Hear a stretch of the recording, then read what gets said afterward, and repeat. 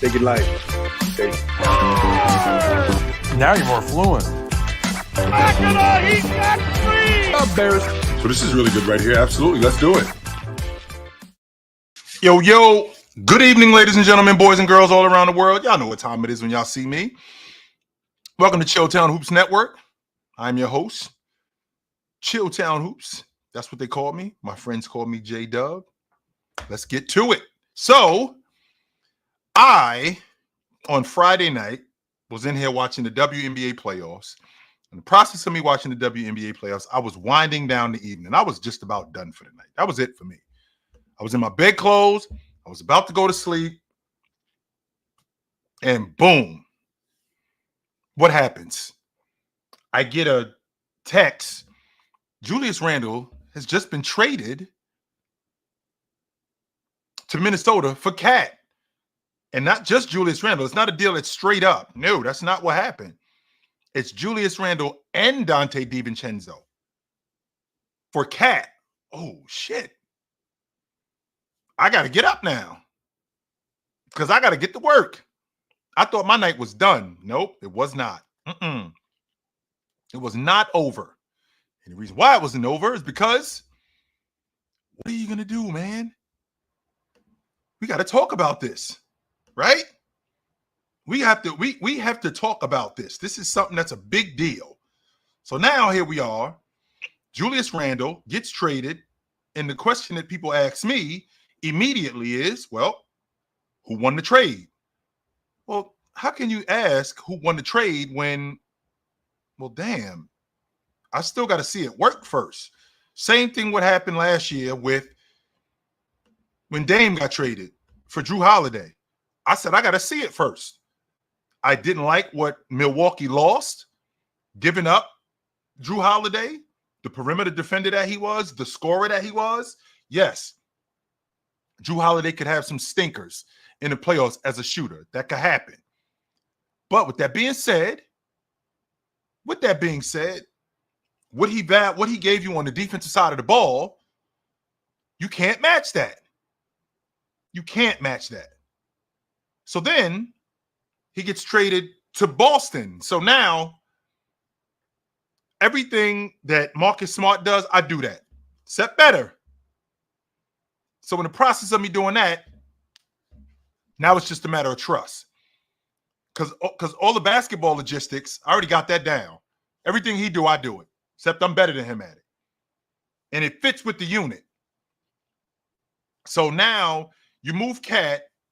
Right, you move Cat off of the Minnesota Timberwolves, who I think he's their best offensive player. When I'm looking at what Cat does for that unit overall, what he brings to that unit, I can appreciate buckets. Yes, I'm a fan of buckets. Not only am I a fan of buckets, I care about what you produce.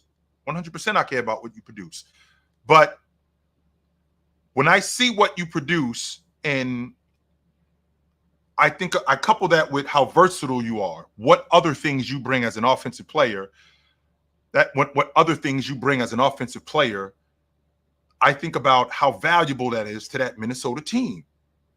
So when I look at him now moving off of Minnesota and him going to the New York Knicks, okay, so now they get a stop and pop guy. In addition to getting a stop and pop guy in transition and in the offense, which can be a little bit ball dominant by Jalen Brunson, but when you got a guy who, when you have a guy in Cat who can do the things that he can do, whether it's knocking down the long ball, his offense starts at the free throw line and expands to the long ball line and then moves to the box. When you got a guy that can do that, that's pretty valuable for a system in New York where we have to change our offense, because we didn't have this last year. We didn't have a guy who can stretch the defense like this. We had a guy who could get downhill and create his own shot. We had a guy who could score it at the rim. We had a guy who could create shots for other people, Jalen Brunson, Dante DiVincenzo. We had a guy who could do that. Now we got a different guy who he's not necessarily creating shots for us with the ball. He's going to demand attention in other areas. Now, with him doing that, right? With him doing that, where does that leave the New York Knicks? Well, I think that makes Bridges better because of the attention that Cat's going to demand. I think that makes OG Anunoby better. Now, the question that also needs to be answered when you're talking about the Knicks in terms of their offense, how do you incorporate what Cat does into what you guys are doing? Because, again, I'm talking about Jalen Brunson as a ball stopper. And I think he had to play that way because of personnel last year. It's a little bit different now running with Bridges, running with OG, running with Cat. Now he's got Josh Hart, right? He's got Josh Hart. He's got McBride. He's got Sims, who I don't think Sims is very good. I just think he's an athlete more than anything. So now I think that Jalen Brunson gets to expand his game as a distributor if the offense changes, where the ball moves a little bit more. If the ball moves more, you can get Cat more involved in the offense. Where if we're running UCLA, if we're running flex, if we're running things like that, you can incorporate a lot of what Cat does in that offense. Now, I want you to flip that around on the defensive end, because I hear a lot of people talking about. Actually, I want to stick with the offense. I hear a lot of people talking about, in Minnesota, the spacing between Cat between Julius Randle and Cat is going to, between Julius Randle and Rudy Gobert is going to be terrible.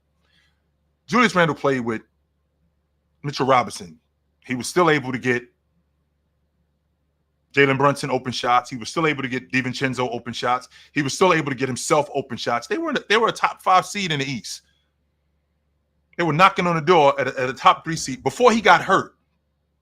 They were on their way to doing something special, something real special, right? So the idea of him and there not being any spacing, that's just not true. And the reason why I say that is because when I look at spacing different than a lot of you guys. You guys say spacing like it's a buzzword, spacing. I don't think that a lot of you guys understand what exactly spacing means. We can have spacing and I only play in the mid-range. Damn, OG, how can we have spacing and you play in the mid-range? Well, if I play in the mid-range, which is the free throw line, right underneath the long ball line, you have to honor that. If you don't honor that, I'm able to knock that down, right? I'm able to knock that down. If I can knock that down, what that does now is that opens up the floor because you got to honor that. That means I can get to the basket. Not only can I get to the basket, that guard on the left wing, that guard on the right wing, that big man that's covering that guy in the dunker spot, whomever is in the dunker spot. You, once I up fake or once I'm able to get past whomever is covering me, whether I'm in the mid-range or at the high post, once I'm able to do that, now that draws the defense. When you draw the defense, I can drop it off. That wing draws the defense. I can pop the ball out to the long ball line. If I'm playing in the mid-range, I'm creating space if I can knock down that shot. That's space that I can create. I don't have to just stand at the long ball line and shoot. Now, don't get me wrong. When I'm standing at the long ball line, that does open up the floor, sure. But so does playing in the mid-post. So does playing in the mid-range. If I'm able to knock down an open shot, right? If I'm able to knock down an open shot 17 feet away from the basket consistently, you have to honor that. If I'm able to get to the basket, that's one of the main reasons why Giannis has the problems that he has, because his mid-range isn't as respectable as it used to be. When Giannis's mid-range was respectable, Giannis is the passer that he is, he made life way less difficult for them dudes because he collapses the defense. He collapses the defense. Once I'm able to knock down a 17-footer, now you have to honor that. It's not necessarily standing at the long ball line and we're all spread out because not everybody can shoot the long ball. And on top of that, when we're playing the two-man game with both bigs, if I can knock down a 16-footer, that big man comes out and now he has to honor that. If I'm still knocking that down, I put him in such a precarious situation because now he's got to honor me. And if I'm able to get past him, I collapse the defense. When I collapse the defense, that opens up the game for this guy on the long ball line. That opens up the game for my big man at the rim. That's spacing. That creates space. So the idea that, well, the spacing is going to be terrible, not to mention Julius Randle played with Mitchell Robinson. And he's still, like I said, he was still able to get DiVincenzo, Jalen Brunson, Miles McBride. He was still able to get those guys open looks. Why? Because of how he can knock down shots in the mid-range and in the mid-post. And you have to respect that. Julius Randle is not a terrible shooter. I need you guys to understand the difference between a shooter and a guy who can shoot. Cat is a shooter. Julius Randle is a guy who can shoot. Those two things are not the same. It's the difference between a guy who can score and a scorer. Those two things are not the same. And when you are a scorer, that's what you do. When you are a guy who can score, you are respected as that. We don't just leave you open. We don't just let you do whatever you want. If you can score, we have to respect you, and we got to honor you as that.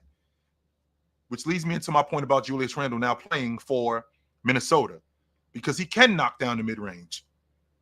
He can play in the mid-post. He can pass. I can't bring this stat up enough to you guys that Julius Randle in the 22-23 season, which was literally just a season ago, 2 seasons ago, he led the league with 156 passes out of the paint to the long ball line. And the Knicks dropped 51% of those passes. They converted on him. That was good enough for numero uno. The next guy was Giannis. When you have a guy that's able to pass that well in the paint because he attracts so much attention and getting other guys open, if you can convert, that opens up your offense way more. And how is that created? That's created by Julius Randle being able to knock down a 17-footer. That's created by Julius Randle being able to get to the basket and pass on the baseline to his big man. That's Julius Randle being able to knock down a mid-post jump shot. You have to honor that. And again, I can't reiterate this to you guys enough. There's a difference between a shooter and a guy who can shoot. Now, what he does when he makes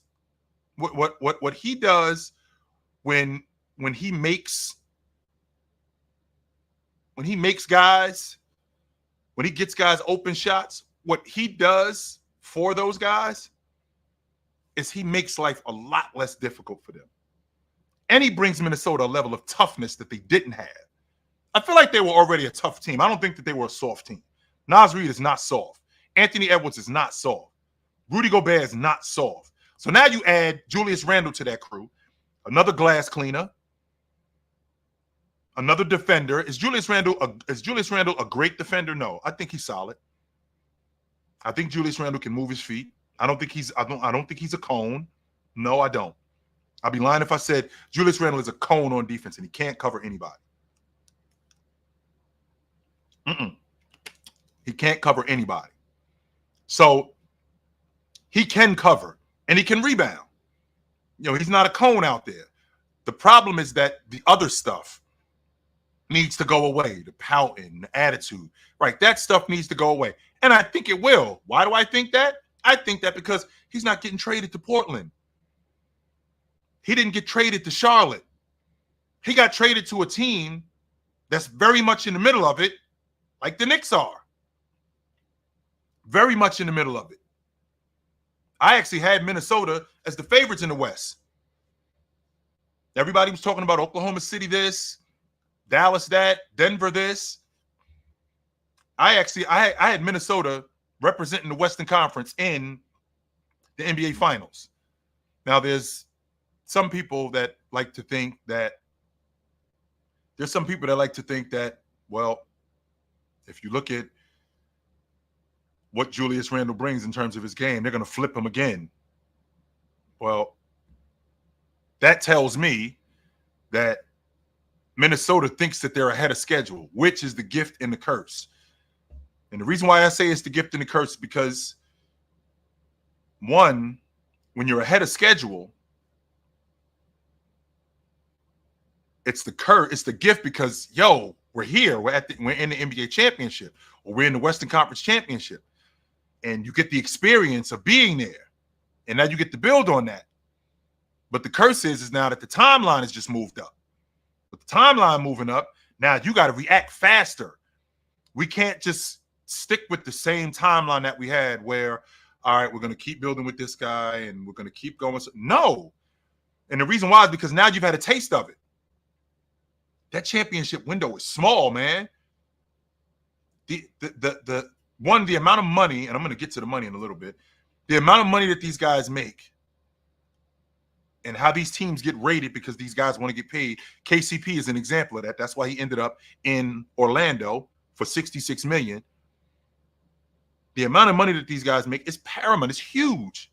And it's hard to hold on to these dudes when that's going on. So when you're as good as Minnesota is, and you got a bunch of tradable contracts and team-friendly deals, and you're basically right at the doorstep of winning it. What's up, Joe? Of winning it. Now, same thing which is what happened to Oklahoma City when you saw what happened with SGA. SGA took that jump, and now you see what Chet did. Now the timeline gets moved up.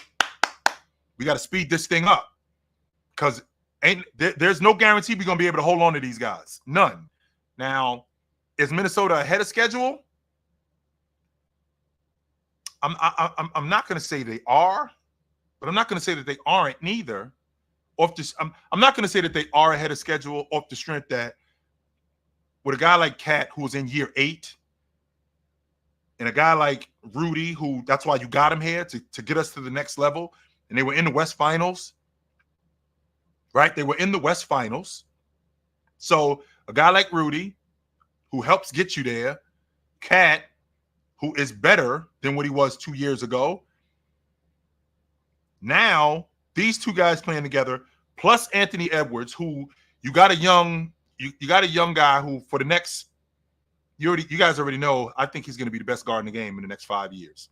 I think he's going to be the best 2 guard in the game within the next year tops. I think that. As much as I'm on the Donovan Mitchell train, I think Anthony Edwards is going to be the best 2 guard in the game within the next year. I believe that. So with that being said, the timeline gets sped up when you overachieve. So it's the gift and it's the curse, because it's the curse of the strength that it's the curse of the strength that now you get rated. What I mean when I say you get rated, teams come to you, or now you go to other teams like, okay, we're here, and now we got to start rushing. We got to hurry up instead of sticking to your guns, which is what Golden State did, which is what Boston did. You know, Boston kept that crew together before Drew Holiday and KP showed up, before Derek White showed up, which, I mean, they got Derek White for a bucket of extra crispy in a 6-pack. For Josh Richardson, yeah, they got him for almost nothing. But with that being said, right, with that being said, a team like Minnesota, which is a small market team, you have to capitalize on what's going on right now. Well, why do you have to capitalize on what's going on right now? This goes back to the curse logic, because more than likely, you're not going to get free agents to come up to Minnesota, even when the money is what it is. With the money being at $40 million, $45 million, it's going to be hard to bag a free agent to come up to Minnesota. How do I know that? Because if you got a guy already on your books, you're number 2, and he's young, and you want to extend him, is he taking your $45 million in Phoenix, in Los Angeles, in Miami, or is he going up to Minnesota for $40 million? Is he going up to Minnesota for $48 million?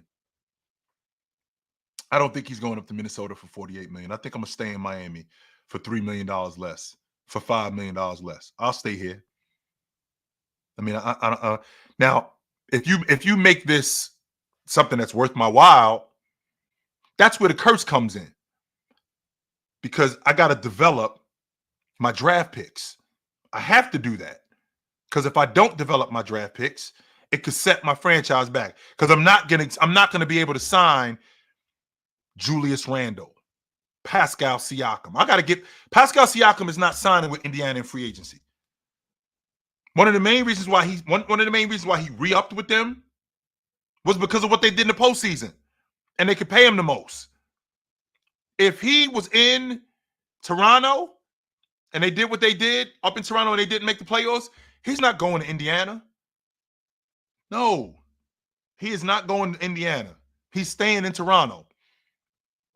I say that to say a team like Minnesota, we got to get the draft right. And when you trade guys like this right here, which now deals with the money, we can't miss on this. So you get a guy in DiVincenzo who's on the books for $35 million over the next 3 years. That's not $35 million a season. That's $35 million total over the next 3 years. You get a sharpshooter like DiVincenzo over the next 3 years for that on the cheap. Man, you sitting pretty. And then on top of that, you get a $28 million 20 and 10 guy. Okay, let's get to the bottom of something right now. By in your estimation, how many 20 and 10 guys in the league can you have for $28 million? Does anybody know how many 20 and 10 guys you can have in the league for $28 million? These many. And Minnesota has him. His name is Julius Randle. That's it. That's it. So you got a 20 and 10 guy on the cheap. You got him for about $15 million less. You got him for about $15 to $20 million less than what you got him for about $15 to $20 million less than what the going rate is for a 20 and 10 guy. Because I don't know if you guys know this, but you know how many 20 and 10 guys there are in the NBA today? 20 and 10 guys. Giannis is a 20 and 10 guy. Joker is a 20 and 10 guy. Joel Embiid is a 20 and 10 guy. Cat was a 20 and 10 guy. Julius Randle is a 20 and 10 guy. There aren't many 20 and 10 guys. There's about four. Yeah, there's about 4 or 5 of them. And Julius Randle is one of those guys. Yeah, Julius Randle is one of those guys. So because Julius Randle is one of those guys, and you got him on the cheap, you got to maximize him. You have to maximize him. So if you don't think Julius Randle is a part of your future, even though this is a very similar situation to what happened with the Miami Heat when they got Butler. When they got buckets, he was the same age as Julius Randle. He was 29 years old. They got buckets in his prime. So we're getting buckets in his prime. Peace, Jay. Getting buckets in his prime. The question that needs to be answered here is, how long do you think you can hold on to Julius Randle? Because I doubt very seriously that he's going to opt in to that $30 million contract after the season is over. I don't think so. Especially if y'all do what I think y'all can do. And I think Minnesota can get back to the West Finals, maybe even the NBA Finals. And if he plays well in the playoffs, right? If he plays well in the playoffs, in the process of him playing well in the playoffs, that $30 million, which he's opting out of, that $30 million is going to turn into probably 45 to 50. And then now you right back where you were with Cat. So if you don't think Julius Randle is a part of your future, then you got to move him at the trade deadline. You have to move him at the trade deadline. You can't hold on to him. Off the strength that him walking out the front door for nothing. So now you lose Julius Randle and you lose Cat. and all you getting back is Dante DiVincenzo, and you betting on the draft and you betting on free agency, I don't know if I love that. I don't know if I love that at all.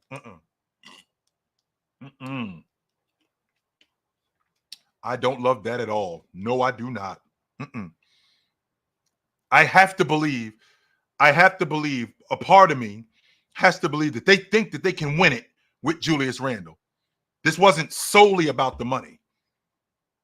Because I'm sure there were other offers on the table for less bread. But they weren't just handing over Cat for a bucket of extra crispy and a six-pack. They're bringing in Julius Randle, a four-man who's viable, to give them quality minutes. And they won't miss a beat. I think that's what they're thinking. And I don't blame them. I don't blame them. That's why I feel like with this crew, Julius Randle is buying in because, again, he's not getting traded to Charlotte. He's not getting traded to Portland. He's not getting traded to Detroit. No. It's almost a lateral move for him in terms of teams. His role isn't going to change playing with them, playing with Minnesota.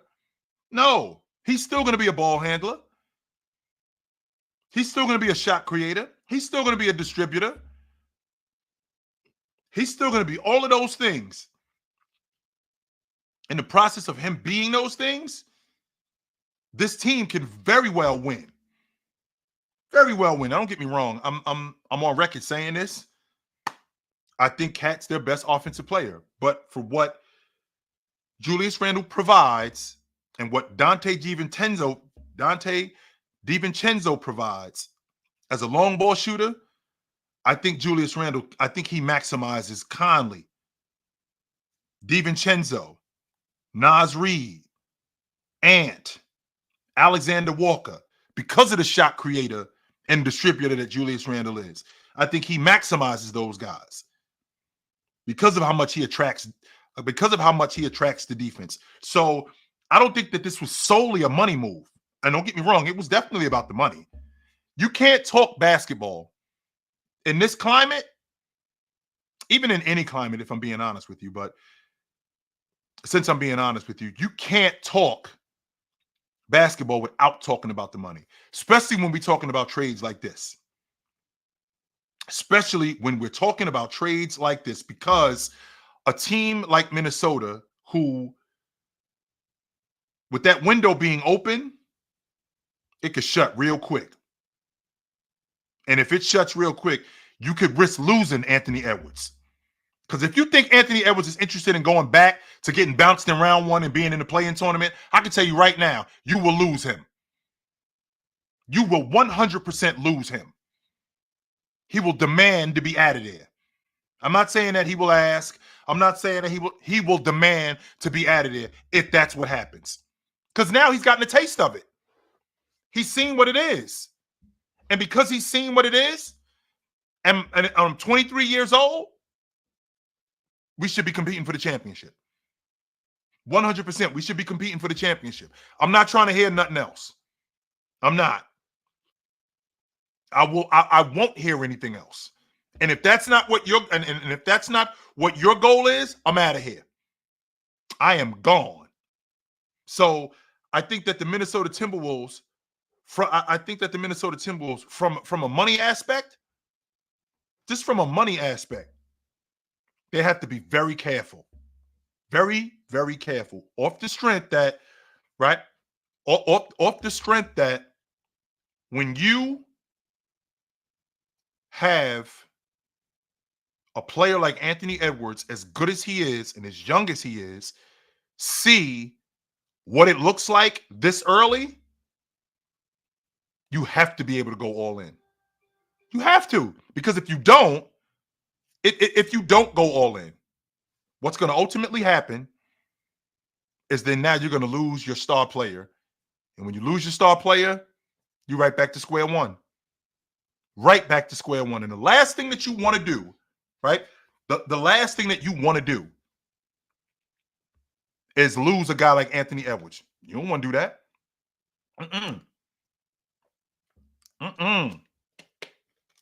You do not want to do that. Nope. You don't want to do that. So I say that to say I like this trade for Minnesota because I feel like this is a contract year for Julius Randle. So he's going to be on his best behavior. Not only is he going to be on his best behavior, he's going to be somebody. He's going to be somebody who not only is going to be on his best behavior, but also is going to play the way he plays. He's going to play for that next contract. And I think that you're going to see, I wouldn't be surprised if you saw the best version of Julius Randle because he's been getting a lot of flack in New York. This is a dude who averaged 23 and 10 in the 5 years he played in New York. 23 and 10. I'm sorry, 22.6 and 9.6. That's 23 and 10. You get a 23 and 10 guy, man. Yo. And now,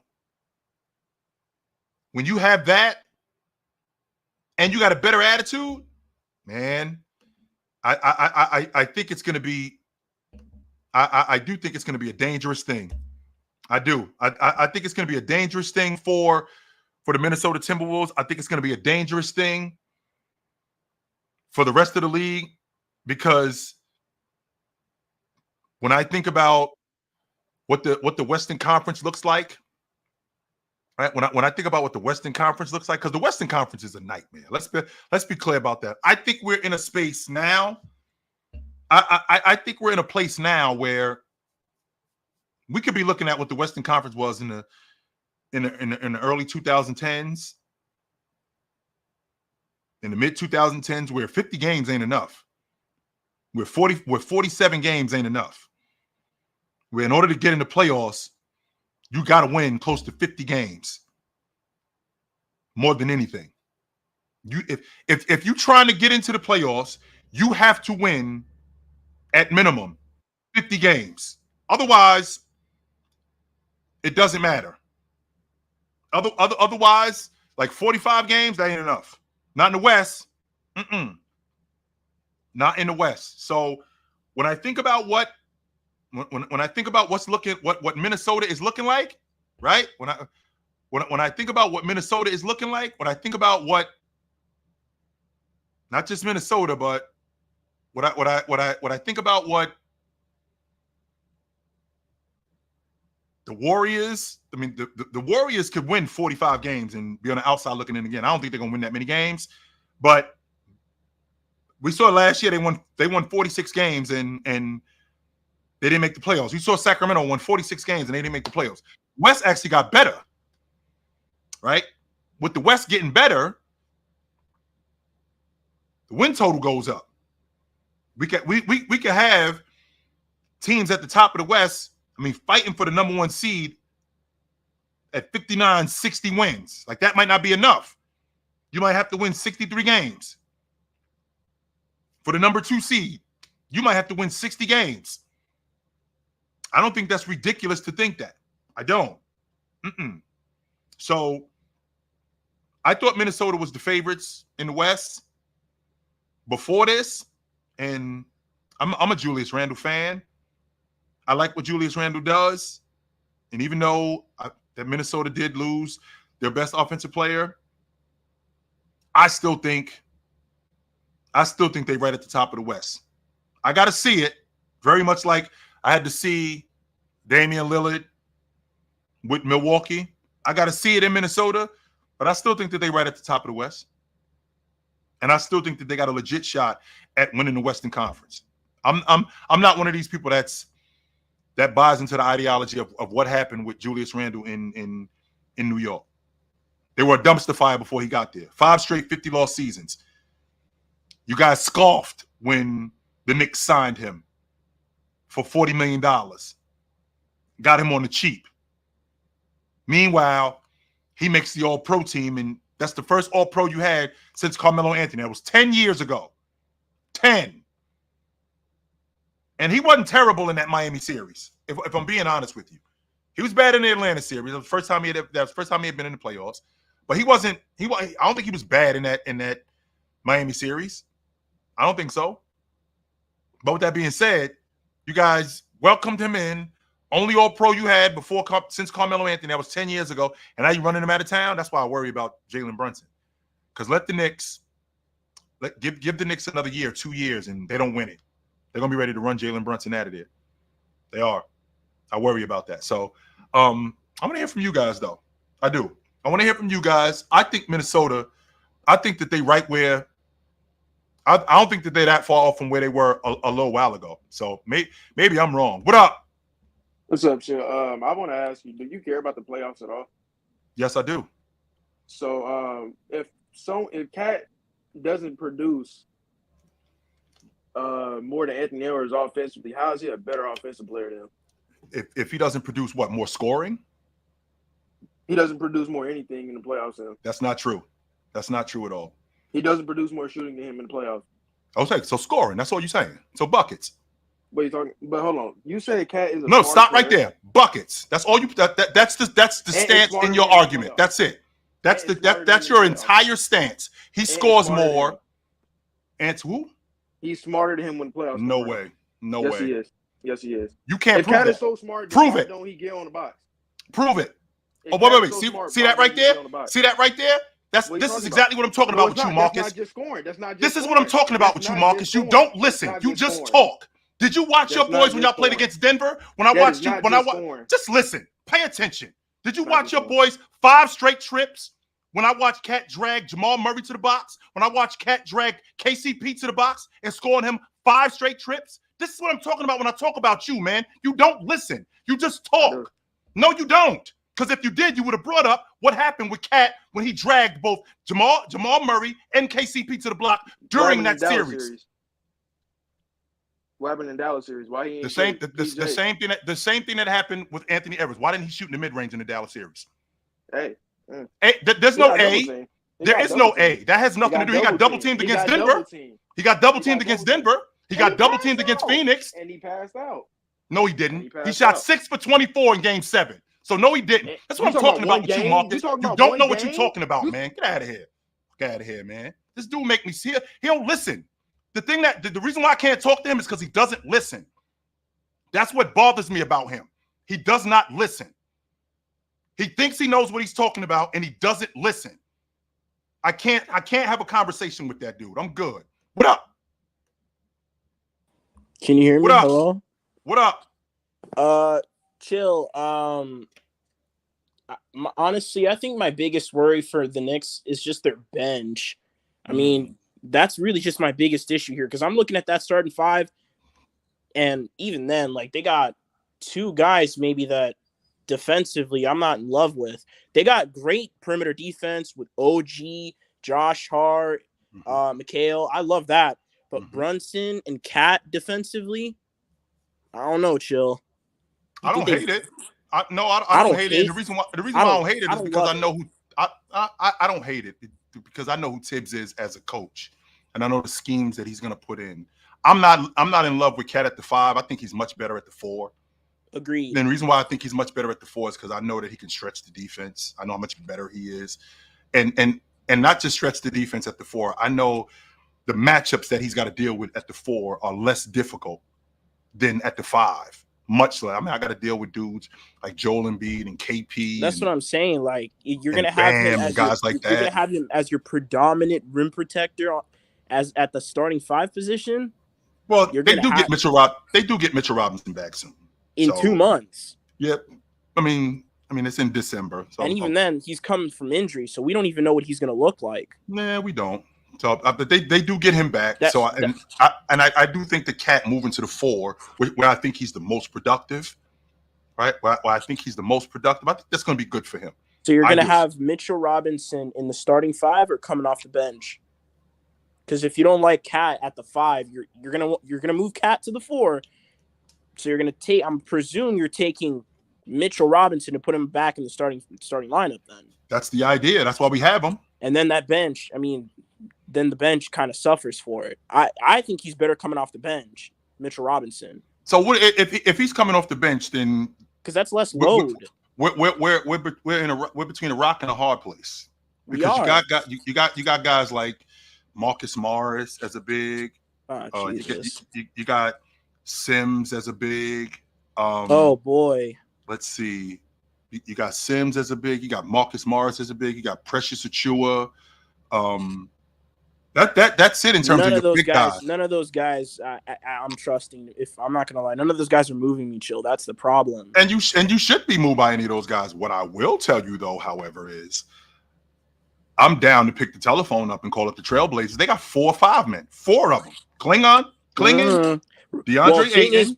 The thing about it is, well, DeAndre. I hope they don't get DeAndre Ayton at all. I hope so. I mean, that man defensively, Jesus Christ, he's good offensively. DeAndre Ayton defensively, terrible.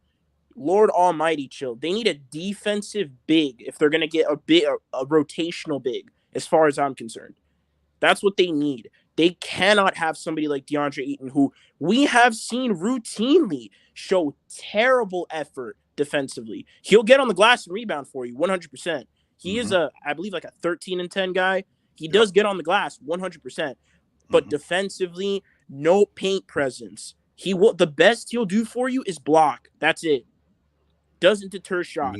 Maybe that's all. Well, if you block shots, you do deter them too. You don't just block shots. I'm talking like as a paint presence, he's terrible. That man does not. He does not. Plus, we're talking about a guy also that avoids contact as well. So, I'm good on DeAndre Ayton. They can, however, go for Robert Williams. That's someone I'm loving over there in New York. Chill. I don't hate that. Robert Williams. Who's that guy in Charlotte? Mark Williams. I think this is his name. Mark Williams in Charlotte. He's also pretty good as well. What's another defensive big? There aren't many. Any other players, Chill, you see that they could possibly I'm thinking about Robert Williams. That's the guy that I'm thinking about. And I'm thinking about him. Yes, I'm thinking about him off the strength of how much it's going to cost to get him. You get him on the cheap. You get him for $25 million for 2 years, and we can manage him in terms of his minutes. I think he's healthy this season. So the only issue with Rob is that we don't really know what he's going to look like. That's really the issue. We haven't seen him play in like basically 2 seasons. That's not true. We didn't see him play last year. That was it. It was just an NBA championship. Yeah, that's the that thing. Was it. Just last season. Like. We'll see. Yeah, we'll see. All right, Jill, you have a good one. All right, brother. Well, I'll be interested to see how that goes. What up? What up, Chill? What up? What up? Yeah, I'm excited for the season. Just to see how the Knicks and the Timberwolves do. And I remember Saturday I said I thought that the Timberwolves won the trade. But I mean, now that I actually thought about it, man, I really don't know, because the NBA season, man, sometimes it can surprise you with teams that you don't really know who's going to be good and stuff like that. And I actually remembered, I just thought about Cat in the playoffs. It was multiple possessions where I thought he did a good job of guarding Joker in the post. So I actually think that if Cat is if he's motivated, I actually think he could be a somewhat good rim protector for the Knicks if he's engaged. The only thing that worries me is that he gets in foul trouble a lot, which he does. So yeah, that bothers me. But he can be a good presence in the paint if he just plays the right way. So I'm rebound more for the NBA too. Season. Yeah, sure. Rebound more too, for sure. Rebound more, but I think with Tibbs' system, I think he'll put. I don't think that he'll put Cat in spaces where he's going to be compromised. I think he'll make him more of a roamer. I think that they'll play a lot of zone. I wouldn't be surprised if they played a lot of zone. With them playing a lot of zone, I think that that's going to help. I do think that that's going to help Cat be able to rebound more, be able to help side more. I mean, Cat, as a one-on-one defender, I mean, I saw him in the playoffs last year. He showed me that he can play defense and be a really good one-on-one defender. He did show me that he can do that. He did that against Phoenix. He did it against Denver. They just ran into a buzzsaw with Dallas. They ran into a buzzsaw with that team, which was surprising to me. And maybe that was largely due to them never being there before. And maybe the stage was a little bit too bright for them, because what Dallas did, all they did was turn it on in the fourth quarter. That's all they did. I don't think that they did anything. I don't think that they did anything extra special. I mean, Luka and Kyrie Irving, those were the guys who basically went off. So you got guys like Jaden McDaniels, who I mean, you're a defender. You're a wing defender. That's your job, to slow guys down. And they couldn't slow down Luka. They couldn't slow down Kyrie Irving when we got late in games. And I think that was one of their biggest problems. Offensively, they also had the problem of, with Ant having the basketball and the meat and potatoes of the game, him being able to pass, not just being able to pass, but him being able to recognize defenses, him being able to hit guys in the short roll like Ant, like Cat. And because I saw him miss Cat a bunch of different times.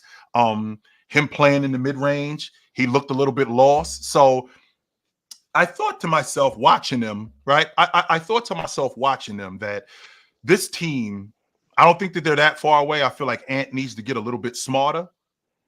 And that's just going to come with time because he's a kid. And I felt like Cat could just get a little bit tougher. And I thought that they'd be right there. But then they ended up moving off of Cat. And now they got a little bit more. I think they got a little bit tougher. Yeah. Yeah. And that's one reason why I like the Timberwolves, because I feel like Julius Randle, I think he's a pretty good offensive rebounder.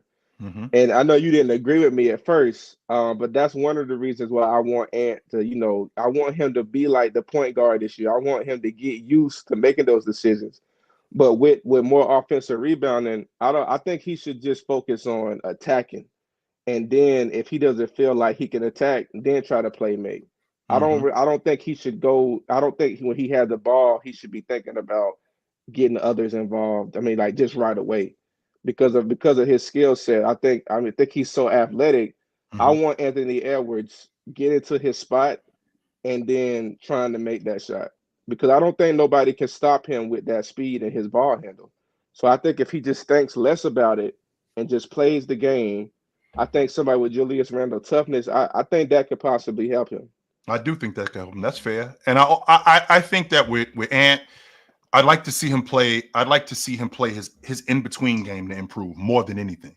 I feel like if it's especially in the playoffs, if it's in-between game, 15 to 17 feet, coming off screens, catch and shoot, 2 dribble pull-ups, dribbling into the paint, float. I think if his in-between game could improve, I think that would put other teams and their defenses, I think that would put them in a big time hole, because now you don't really have an option to slow Ant down. Because now as a scorer, when he's doing that, he could get to the rim with the best of them. He could shoot the long ball. If he can be just respectable in those areas, and when I say respectable, I mean where I can guarantee that he can give me 40 to 45% in the mid range. Man, I think he'll make life hell for defenses. 100% he would. So, yeah, for sure. And just real quick, man, I watched that Liberty game last night, man. Breonna Stewart was amazing. And I remember I came up here a while ago and I asked you, I was like, why didn't she get the same hype that Caitlin Clark got? Because I think Breonna Stewart is amazing, man. I think they're gonna sweep the Aces. They might not win the game, to be honest. But from what I seen last night, and I think that A'ja Wilson is the best player on the planet. On the women's side, I don't think that there's a better player than her. But I think that the way that they attacked Kelsey Plum yesterday, that's not going to stop. They're going to keep doing that. And they had no answer for that, none whatsoever. So, all right, Classic, good to talk to you, brother. All right, man, you have a good one. Yep. What up? Chill. What's up, brother? What's going on, man? What's up, brother? We've reached this moment. We brought back the prodigal son. Don Bosco, Karl Anthony Towns has returned. Chill. You know the Knicks have to be considered. Okay, I'm not gonna. I was gonna. This is the year. This is the year that the team that we had before was ready to challenge Boston. A champion is a champion, so I'm not gonna do like Anthony Edwards did. Okay, and come out his mouth talking, because Magic Johnson had to correct him. Okay, so you're not a champion until you're a champion. All right. Nonetheless, all right. This Knicks team has all of the pieces to win it this year or next year or the year after that. Karl Anthony Towns is perfect. And let's just cut to the chase. We saw what Tom Thibodeau did with Joakim Noah and Brad Miller in the high-low. All right. You give him and your previous callers, you're getting a revitalized Karl Anthony Towns coming back home to New York to play under the leadership of Tom Thibodeau. Let's just understand that there was a changing of the guard in Minnesota where Cat had to kind of give way to allow Anthony Edwards, and there was like so Cat was not Cat was Steph Curry with Kevin Durant in Minnesota. He wasn't the full Karl Anthony Towns because they were similar to the Ravens with Lamar Jackson and Derrick Henry. They were trying to balance out with Tibbs and what he's able to do with post players, and Karl Anthony Towns having a Kevin McHale skill set and the ability to space the floor with the three, and him coming home to do it for the Garden State, the tri-state area in New York. You're going to get number 1 overall pick Karl Anthony Towns. By the way, he's no slouch on defense. And by the way, people want to talk about Karl Anthony Towns being soft because he's an artist and, he's out there with the body issue. All right. This man is tough as nails. Okay. This man comes from the John Calipari tradition, which is, by the way, I've said, by the way, a number of times, Leon Rose, Worldwide West. Okay. This was the master culmination. The culmination, sure. I can get now with Julius. I tip my hat to him. All due respect, he was there from the beginning. He benefited from playing for a true general and Tom Thibodeau, like Coach Hurley, who we're going to get to. So Julius Randle was an afterthought on those Lakers teams. Okay, when he come up under the leadership of a true general, then he becomes an all-star. Okay, not before. So let's remember that. I didn't like how Julius Randle became Hollywood. Never mind the injury. Talking about I can't be criticized by the fans. Okay, Julius Randle, you are a Jimmy Butler player. You're Tom Thibodeau. Tom Thibodeau made you. Okay, from the Spartan tradition. I didn't like how he became Hollywood. The Knicks could have competed for a championship with him, but his whole chill town. And I'm gonna kick it back to you. This is a collaborative movement. Jalen Brunson took less money. Mikal Bridges is going to take less money. Okay, right? To win a championship. So Julius Randle, those two things together, I didn't like. He could have got his act together, but I didn't like him not getting down with the La Cosa Nova movement that we had to have. Speaking of which, I didn't like losing Ragu. I'm not happy about DiVincenzo going to Minnesota. Nonetheless, okay, Minnesota wants him. He's going to have a chance to compete for a championship out there. If it doesn't work out in Minnesota, we're going to come back and we're going to get him back. We're going to bring him back, i.e. the Celtics for Al Horford. So he's not lost on, and he's not lost on us forever. If it's a good fit in Minnesota and it's working, fine. But we might get Ragu back when it's all said and done to be with the La Cosa Nova movement to win this championship. I'm going to kick it back over to you. I'm beyond the moon. Sure. Just as a Tibbs person, as somebody proud to be from New Jersey, what I've been saying for years, bring home the Mikal Bridges, and they did it, and go get Cat. And they've done this. Now, I will kick it over to you. This bench is nothing nice. This bench is nothing nice. People talking, we're going to go get a backup center. Landry Shamet in Tom is going to ball. Marcus Morris is going to ball. We still have Precious. We still have McBride. We got the kid Tyler Kolek coming from New England, playing for Shaka Smart at Marquette. He's ready. We have a bench. And what that means, people, look, Mikal Bridges is playing all 82 games, and he's playing 35 minutes a game. He's an Iron Man. 100% he is. He's an Iron Man. That's the way it's going to be. Yes, because like Allen Iverson, he's what Allen Iverson said, only the strong survive. That's Mikal Bridges' pedigree. He's playing every single night. Jalen Brunson's not playing more than 70 games. He's going to rest. We already know that OG's not playing more than 65 games. He's going to rest. Karl Anthony Towns, you can get your rest. We know that Tom Thibodeau, being a true general, coming from the Pat Riley tradition, he's going to maximize these bench players. Landry Shamet some nights is going to give you 30. Yes, he's going to get 30. Just like Dante DiVincenzo balled in Tom Thibodeau's system, being ready to show up for work every night. We're going to be able to rest our guys over the course of the regular season, and those bench guys are going to fill in. They're going to help us win games, and so that Brunson, OG, we're going to be healthy going into the playoffs, which is the most important thing. Now, first of all, I have to get a St. Anthony story. That's number one, because that always has to happen, and it just goes Chilltown. Listen, St. Anthony's, as you know, as people commuted to the school to play for the tradition. So people came from New York. People, you know what I mean? You're going to sacrifice to be a part of the overpowering tradition and win the state championship. But that withstanding, at St. Anthony's, my own son, Danny Hurley, Bobby Hurley, when I'm throwing your ass out of practice to prove a point. Not just because you might not have done nothing to earn it, but I'm throwing your ass out of practice to prove a point in terms of the mentality that you have to win a championship. That's what my man Tom Thibodeau is going to bring to the mix. The Celtics are the champions. I'm not taking anything away from Boston or Denver or Dallas, but this Knicks team. You think you got a formidable opponent, is what you're saying. You think the Boston Celtics have a formidable opponent? I mean, formidable. Chilltown. We, and this is tough for me because I'm in the Commonwealth. The Knicks beat the Celtics last year in the regular season. We handled them when we was healthy. We handled them. Y'all beat them one time. They beat y'all 3 or 4 times they played y'all. Y'all beat them one time last year. Okay, fine. But all right, we match up well. Now I gotta kick the ball back.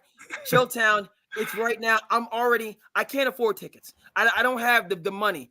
Mm-hmm. I'll be outside in the garden cheering with the fans. Mm-hmm. I have to be there. Absolutely. And you made up, but you get it. Now I'm really gonna. It's also the New York Liberty's year, and shout out to the Liberty. That was a great series last year, the WNBA Finals. It was a 5-game thriller. So this year is the Liberty's year. Nonetheless, these two teams battling. Mm-hmm. We know that true basketball fans support the W. That's just a given.